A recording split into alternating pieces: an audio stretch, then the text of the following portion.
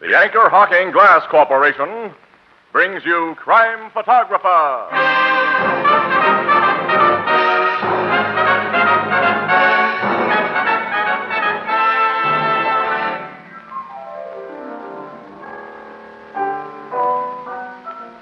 You know, wherever you go these days, you hear people speaking foreign languages. That's true. Why, only the other day a little Frenchman came up to me and said, Anchor Hocking, les plus fameux noms de vitres. What'd you say? Why, I agreed with him. Why? What does it mean? It means Anchor Hocking, the most famous name in glass.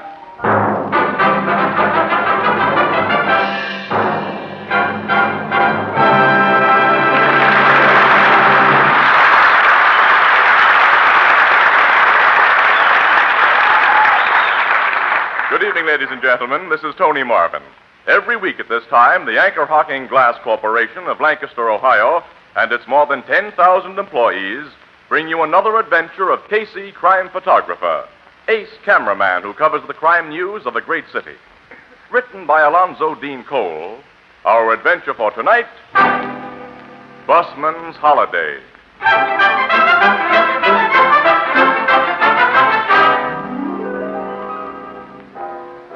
Late afternoon, the Blue Note Cafe. Perched on a high stool before the gleaming bar is reporter Ann Williams. Beside her stands Captain Logan, chief of the Homicide Bureau, and facing them is Ethelbert, the head bartender. And the three look rather lonely. Right now, I bet you he's standing in the middle of a nice, cool trout stream without a care in the world. Yeah, a lucky dog. While we swelter here in the city. Well, we'll have our vacations later, Ethelbert, after Casey's all finished with his. So we'll be able to top any fish stories he brings back with him. Yeah, we'll have a big advantage over the guy. Boy, I'd like to have a fishing rod in my hands right now, a creel over my shoulder, and a hat band full of flies. Oh, please don't, Captain. You get my mind off my work, and I gotta stay behind this bar for hours yet. You and Miss Williams at least have the rest of this day off. And we better start doing something about it, Miss Williams. And since Casey's away, how about an evening with me? Well, I'd like it. Maybe I better write the guy and tell him what goes on between you two. Go ahead, Ethelbert. I'd like to worry the lug. So would I. But I'm afraid that any gossip he heard about us wouldn't worry him in the least, Captain. Where'd you like to go? Well, how about driving out to the beach? You can have a swim. Oh, that would be perfect. You two are breaking my heart. We're sorry for you, wage slave. Let's go, Miss Williams. Come on. See you later, Ethelbert. So long. So long. Hey, Walter, bring up some more of those doggone lemons. Hey, it's after 4 o'clock, and I'm hungry. Me too. Or shall we go back into the Blue Note? Oh, I eat there so often. Let's go to Rodney's Diner. That little joint? Well, you can't get a better sandwich anywhere in town.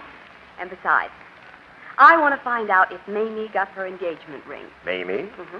She's the cute little waitress at Rodney. Oh, yeah, the very young one you and Casey like. Mm-hmm. She just turned 17, and she has a very heavy romance with a soda fountain boy at Slagle's drugstore. Okay, we go to Rodney's. Tell me about the heavy romance. Well, the course of true love hasn't been running smoothly. Harold, he's the boyfriend. The soda jerk. Mm-hmm. He's 18. He's formally proposed to Mamie and has been formally accepted. But she can't consider herself formally and properly engaged until he gives her a diamond ring. Practical gal. Oh, she doesn't care if the diamond's no bigger than a pinpoint, just so's it's a diamond. Oh, sure. Harold told her he was saving his money and that she'd get the ring for her birthday. But he didn't give it to her then. Oh, what excuse did he make for not giving her the ring? He told her his money was tied up. But he promised faithfully that she'd get the ring yesterday. So I'm naturally curious as to whether he made good. Oh, Miss Williams, you're just naturally curious, period. Well, here's my car. We'll be at Rodney's Diner in 5 minutes, get the vital information about Mamie's engagement ring. Then it's us for the beach. Oh, with nothing to do but relax. Oh, isn't it grand to have a day off?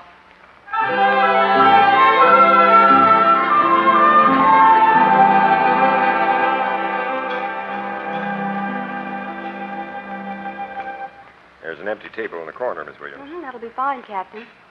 Oh, there's Mamie. Say, the kid looks as though she's been crying. Oh, and she hasn't a ring on. The hero didn't come through, apparently. Oh, I'm so sorry. she had her heart set on. She's coming over here. Hello, Miss Williams. Hello, Captain Logan. Hello, Mamie. Hi, kid. What are you going to have? Why, just some coffee and lettuce and tomato sandwich. A double hamburger for me and coffee. I'll get it for you. Oh, wait a minute, Mamie. Yeah? Never mind. You want to ask me about Harold, don't you, Miss Williams? Only you think maybe you shouldn't. Yes. Did he give you your ring? I guess it'll do me good to tell a friend like you about it. He was in here only about half an hour ago and gave it to me. Well, then why are you so down on the mouth, kid? And why aren't you wearing the ring? Because it's a phony. A phony? Huh? Yeah. All I wanted was a little diamond, but I wanted it real. I've seen him advertised for as little as $23.75, only about $8 down, and the rest in easy monthly payments. Genuine diamonds, set in genuine gold. I'd have been satisfied with one of them, but I didn't want a piece of 89-cent junk. Poor kid. Harold lied to me. For months he's told me he was saving money for my ring, but now I'm convinced that Harold Hertzheimer doesn't care anymore. He's fallen for somebody else, and he's given her what was to have been my ring. Oh, now, I can't believe that. I've seen you and Harold together, and he's crazy about you. I think you're imagining things about your boyfriend, Mamie. I ain't imagining he broke his word to me, am I? That I waited over a week for a ring he promised for my birthday and then finally got something I wouldn't be seen wearing at a garbage collector's picnic? Oh, that's too bad. The ring he handed me today ain't only a phony, Miss Williams. It's an old second-hand out-of-style phony. He must have bought it off a push cart. I got it here in my pocket. Look at it. The brass satin that doesn't even shine, with them 3 big pieces of glass in it. Mamie?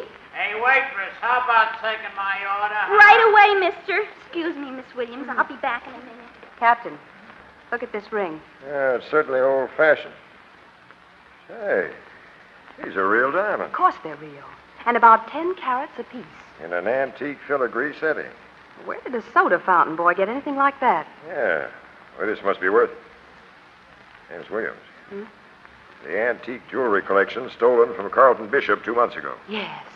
The most valuable ring of the lot. In a dull gold, 18th century filigree setting, had 3 flawless blue-white old mine-cut diamonds in it, and the description fits this ring. Exactly. Oh, surely that boy Harold couldn't have been the thief who stole the Bishop jewels. Now, before we speculate about that, I'll take this ring down to headquarters and make sure it's what we think it is. We're not jewel experts. Oh, Mimi's coming back. Let me talk to her. Okay. I've ordered your sandwiches. They'll be ready in a minute. Fine hunk of junk Harold give me, ain't it? Mamie, I don't suppose Harold told you where he got this ring. No, he just handed it to me and got right out, Captain. And he should have. The ring may not be as bad as you think it is. Miss Williams believes the setting's gold. Looks like brass to me. Oh, nobody'd stick 3 big hunks of glass in a real gold setting. Well, they may not be glass. They may be, something a little better. Zircons, maybe? Maybe. Suppose I take it to a jeweler and find out for you what they are. Okay. And, Mamie, don't tell anyone that you let me have the ring. Especially don't tell Harold. I won't even see that drift. Oh, the counterman's setting out one of my orders. Excuse me, I'll get him. Who will you see at headquarters about that ring, Captain? Now, Mallory is in charge of the Bishop robbery investigation. Captain Mallory, Yeah. You and he don't get along well together. Well, Mallory's a good cop, Miss Williams, but strictly off the record, he's a credit hog. He's butted into several cases of mine where he had no right to, and... What's that, for? This ring may be the key to the Bishop robbery, and I might teach Mallory a lesson by butting into one of his cases and cracking. Oh, that I'd love to see happen. Miss Williams, this is our day off. Shall we take a busman's holiday? Captain Logan, the beach is out. You sleuth, and maybe I get an exclusive story.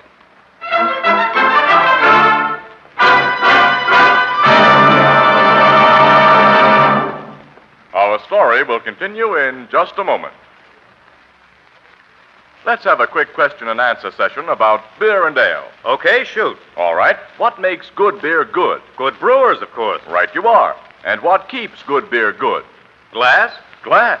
Glass bottles? Yes, because glass bottles and glass bottles alone can bring you beer and ale as it comes from the brewery, unaffected by any foreign taste or flavor. And now we have a new kind of bottle. A new kind of bottle? A glass bottle that's different. It requires no deposit. No returns to the store? When the bottle is empty, just throw it away. And its other advantages? 1, it saves space in the icebox.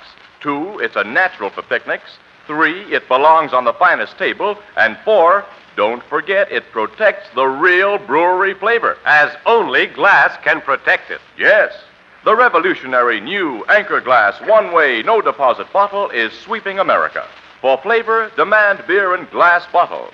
For convenience, demand your favorite brand in the new Anchor Glass one-way, no-deposit bottle, a product of Anchor Hocking. The most famous name in glass.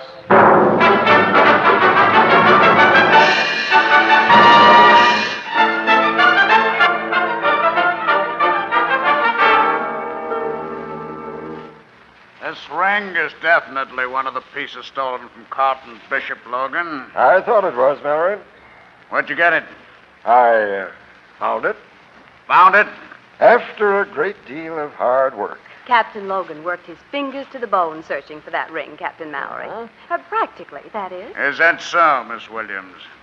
You know the Bishop robbery is my case, Logan. Why have you interfered? The Evanston murder was my case, Mallory, and the Borelli stabbing and the Weiss Oh, affair. so that's the way it is, eh? I don't know what you mean. Okay. We'll play it that way. Thanks for the ring. Thanks for your identification of it.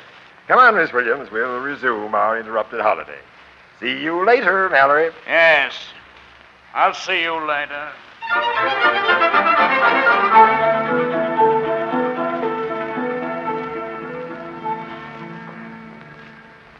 Harold's in the drugstore, Captain Logan. You can see him through the window. That long, skinny kid back of the soda fountain there. He doesn't look like a crook, Miss Williams. And then crooks seldom do look like crooks. Well, I can't believe that he had anything to do with the Bishop robbery. He had that ring Mallory identified. Does the boy know you? Mm-hmm, yeah. And a lot of people in the store. Someone might recognize me as a cop. And, you go in and get the kid out. I'll talk to him here in the car. Well, what excuse shall I give him? Tell him who I am. I want to see him, but don't tell him why. If he has anything on his conscience, that'll worry him, soften him up. I'll be watching through the window to make sure he doesn't try to run away. Oh, okay. I'll bring him out here.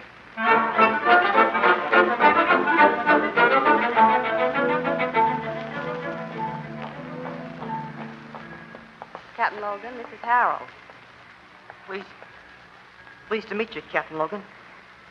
Miss Williams said you wanted to talk to me. Yeah. What's this all about? Miss Williams was sort of mysterious. Haven't you any idea what it might be about, son? No, sir. It's about a ring. A ring? That ring you gave Mamie. The stolen ring. How'd you find out I stole it? Oh, you did steal it, Harold. No, it wasn't stealing, Miss Williams. I was only taking part of what he owes me. Carlton Bishop owed you something? Carlton Bishop? Well, who did you take the ring from, Harold? Oh, my cousin Louis. Cousin Louis. Yeah, I thought you knew. Well, we know, son, but won't you tell us the whole story? I might as well. I'll feel better when I get it off my chest. Of course you will. I know Mamie has talked a lot to you, Miss Williams, so you know I was saving money for her engagement ring. Yes, Harold. Well, I'd saved almost $100. I was going to get her a real swell diamond ring. Louis said he could get me one at wholesale, so I gave him the money. Louis didn't deliver, huh? No. I found out he'd lost my dough in a dice game. Nice boy, your cousin. Yeah. Oh, Louis swore up and down he'd give me my money back by, well, he was going to be yesterday. He said he had a bet on a horse that was a sure thing. Louis seems to be quite an operator. And then came yesterday and no money from Louis. I couldn't even find Louis, Miss Williams. The day I got desperate, I went to his rooming house with my mind made up to wait there till he came in, no matter how long it took.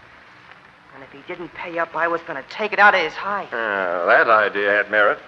Now, how'd you get that ring, son? While I was sitting alone in Louis' room, I got thinking of something he used to do when we were kids together. He's about your age? A year older, 19. Louis always had a loose board in the floor of his room at home with a space underneath where he hid things, like you see sometimes in the movies. I got wondering if he didn't have a hiding place like that in his rooming house. I turned up the rug, begun looking, and pretty soon I found it. The ring was hidden there? The ring and a lot of other fake jewelry. Uh-oh. Old-fashioned stuff? Like the ring, Harold? Yes, sir. Necklaces, bracelets. All of it looked like it'd come out of a junk shop. I took that crummy ring because, well, the glass in it looked almost like diamonds, and I just had to have some kind of an engagement ring from Mamie. Did you take anything besides the ring? No, sir. I put the rug and the board back in place and left. Oh. But I ain't a thief, Captain. I only took back a little part of what that heel Louie owes me. We're going to pay a call on that heel, Louie. And if you told me the truth, son, you won't have to worry about what he owes you. There's a whopping big reward offered for the return of the Bishop jewels. Reward? Bishop jewels? We'll explain that on the way to Louis.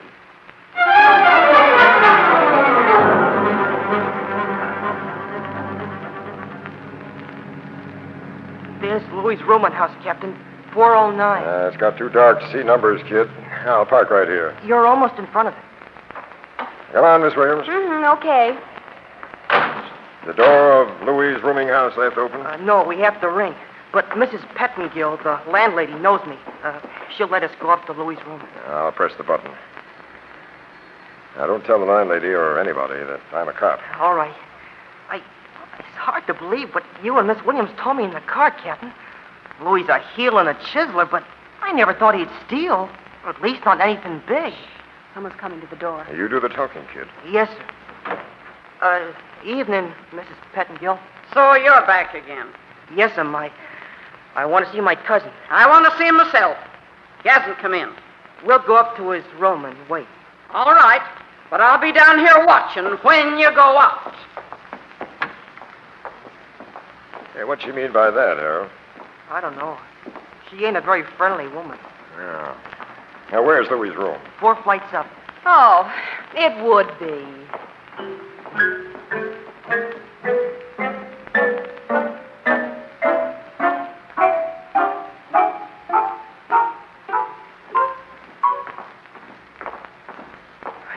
This is Louis's room.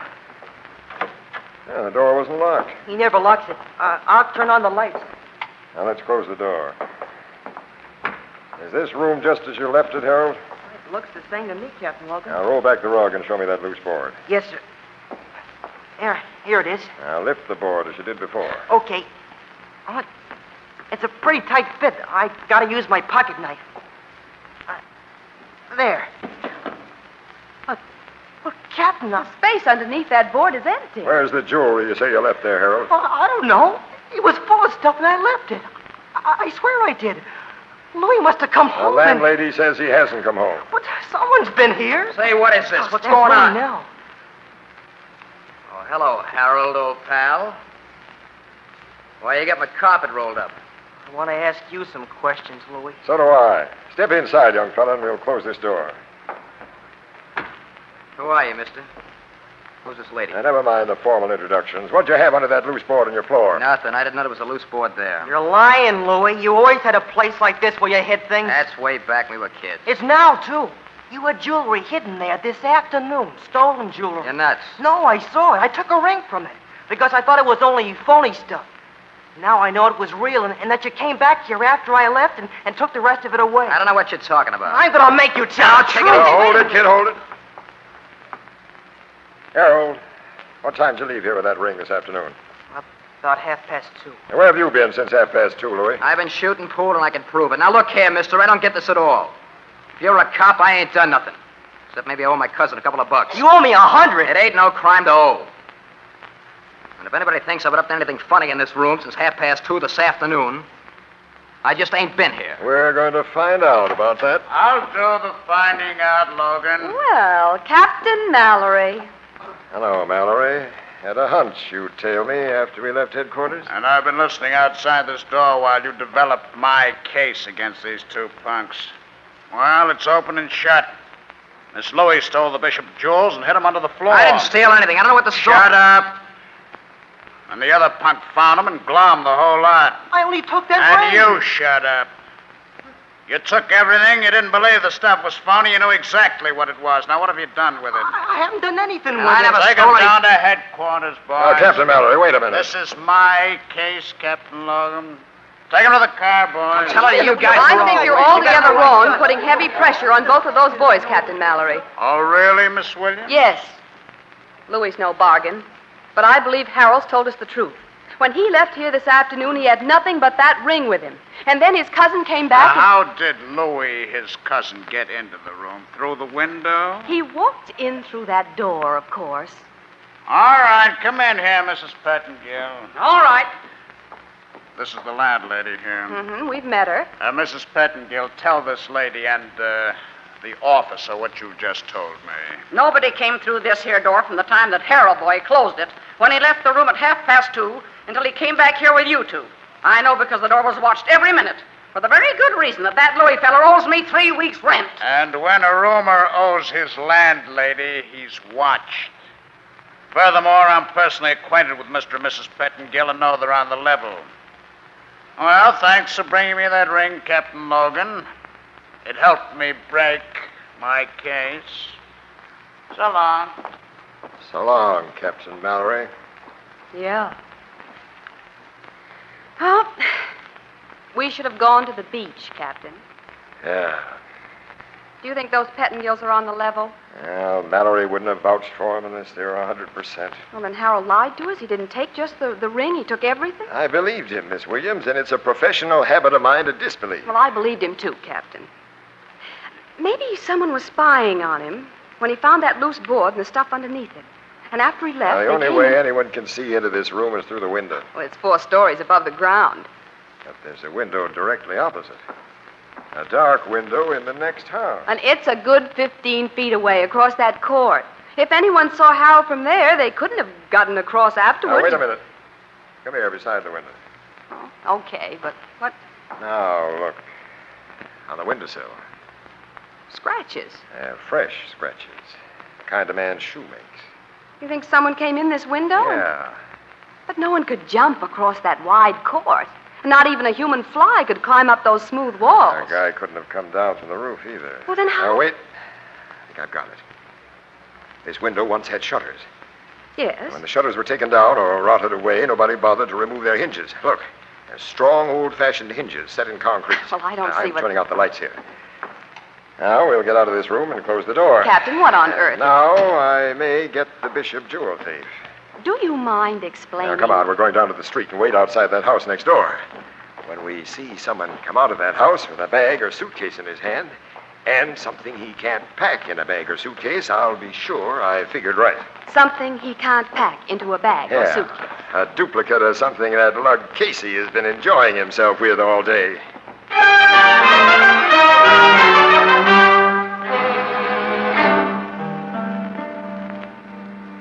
Now that we're all set outside the house next door, Captain, will you take me into your full confidence? Sure. Here's the way I figure it. A thief who got away with the Bishop jewels is an experienced crook, and he knew he had to let this stuff cool off plenty before he attempted to market it in its most valuable form. Well, while it was cooling off, he didn't want it close enough to burn him if we cops walked in, and he didn't want it so far away that he couldn't keep an eye on it. He planted it in a house he didn't live in where he could watch it through a window. That's my guess. He put it under that board in Louis' room. And he was watching when Harold found the loose board this afternoon. So he had to move it to a new hiding place. Well, how did he get in here? Mrs. Pettingill would have seen him if he'd come in the front door. How could he come across the court? He couldn't jump, he couldn't climb, he couldn't get down from the roof. He pulled himself across. Pulled himself? With his hands. Oh, And I figure he just pulled himself back again when you, Harold, and I arrived, and he's been waiting for the cops to clear out of this neighborhood so he could make a getaway. But how did he pull himself across that court with his hands?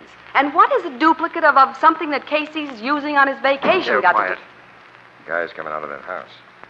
Oh, he has a suitcase in his hand. And something too long to be packed in the suitcase. A fishing rod. A trout rod. Now I'm sure, and I'm Let getting go at of me. you. What's the big idea? I'm a cop, fella, and I'm searching you. Ah. Oh, he had a gun in his pocket. Also, this little bag, Miss Williams. Look what's inside. The Bishop jewels. Uh-huh. And we'll just turn them over with this guy to Captain Mallory. It's his case.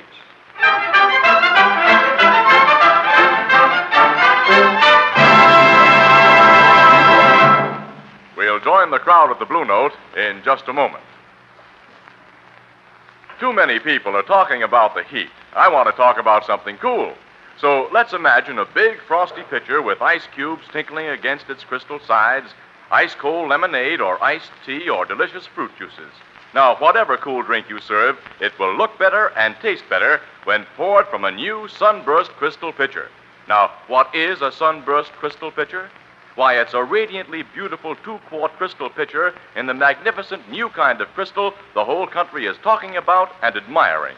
It picks up light like a diamond and scatters it in 1,000 flashing rays. And here's the surprise. You can own one of these magnificent, sparkling sunburst crystal pitchers for only 50 cents. Yes, only 50 cents, or slightly more in distant cities.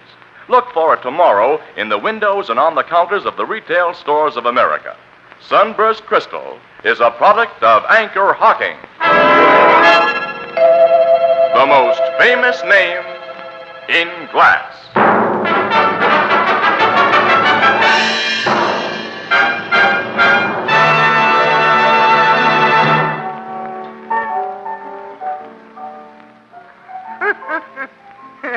I'll bet Captain Mallory wasn't happy at all when you handed him them bishop jewels together with a guy who really stole them, Captain. Oh, of course he was, Ethelbert. As a good cop, he was glad to see the case properly solved. Mm-hmm. He was as glad about it as a movie star when a co-star steals the picture. Sure. Say, you ain't told me yet how that thief got across the 15-foot court 4 stories above the ground.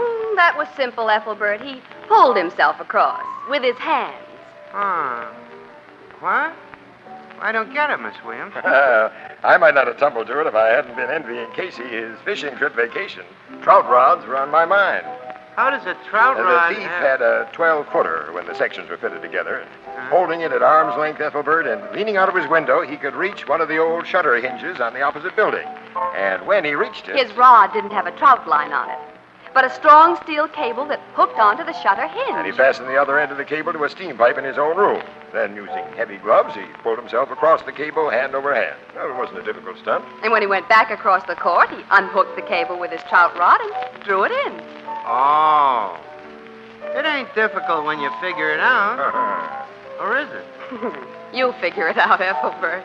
Does Mamie know, and has she forgiven Harold? Mamie knows everything, and she has forgiven Harold all. What's worse, she's going to marry the guy. And with the reward those 2 brats will collect from Carlton Bishop, Harold's not only buying her an engagement ring, but a wedding band and furniture. How about Louis? Oh, Louis still owes Harold $100. And chances are he always will.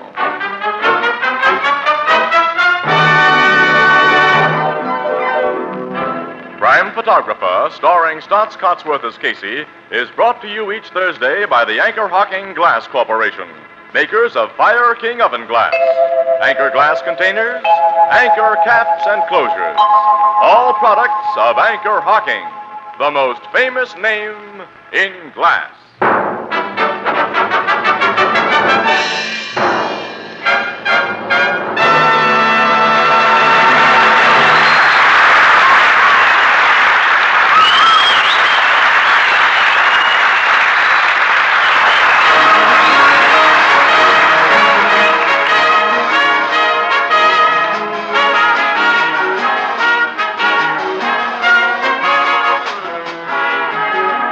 Crime Photographer is directed by John Dietz. The original music is by Archie Bleyer, and the program features Miss Jan Miner as Anne and John Gibson as Ethelbert. Captain Logan is played by Bernard Lenrow, and Herman Chittison is the Blue Note pianist. This is Tony Marvin saying goodnight for the Anchor Hocking Glass Corporation of Lancaster, Ohio, with offices in all principal cities of the United States and Canada. Thursday night on CBS is the biggest show in town. So stay tuned for exciting dramatizations on Reader's Digest Radio Edition, which follows immediately over most of these stations. This is CBS, the Columbia Broadcasting System.